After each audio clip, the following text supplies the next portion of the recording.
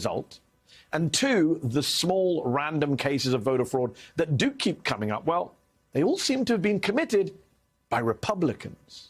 How could we forget the Nevada Republican voter who said he found it sickening to learn someone had cast a ballot in his deceased wife's name? The Trump supporter's story became a rallying cry for the Trump campaign and the GOP. Turns out the Republican voter himself ended up getting charged with 2 counts of voter fraud for casting a ballot in his wife's name. That man pleaded guilty to voting more than once in the same election, or simply put, voter fraud. There's also the Republican Trump-loving stronghold of the Villages in Florida, where a total of 4 people would end up being charged with voter fraud for allegedly voting in Florida and in their other state of residence in the 2020 election. 3 of the 4 of those arrested were registered Republicans. The 4th was not affiliated with any party. Notably, Florida Republican Governor Ron DeSantis failed to mention those cases in his showy press conference announcing voter fraud arrests. There was also the Pennsylvania man who pleaded guilty to felony unlawful voting for casting an absentee ballot for Donald Trump in his dead mother's name.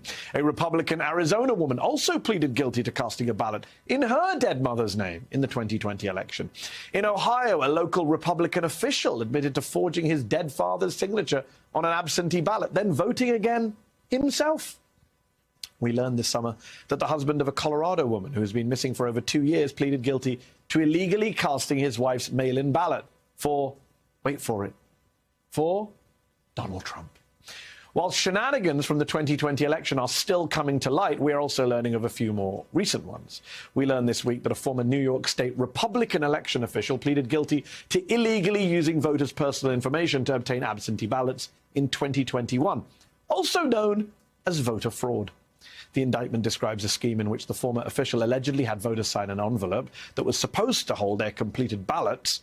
Then he would, according to the indictment, himself fill out the ballots and submit them. This is a Republican who was tasked with being the election commissioner for a county in upstate New York. You can assume he knows how elections are supposed to work. He is the second Republican official in the same county to plead guilty in connection to a voter fraud scheme. You can't make this stuff up. A local Republican councilwoman pleaded guilty to identity theft after being accused of casting 3 absentee ballots in other people's names in 2021. And just yesterday, the Department of Justice announced that it has charged the wife of an Iowa Republican politician with 23 counts of voter fraud for allegedly submitting or encouraging others to submit dozens of fraudulent voter registrations and absentee ballots in the 2020 Republican primary for Iowa's 4th congressional district, which, wait for it, her husband lost.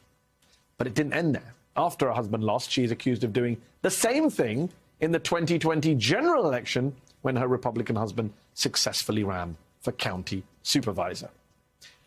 I think it's fair to say that when it comes to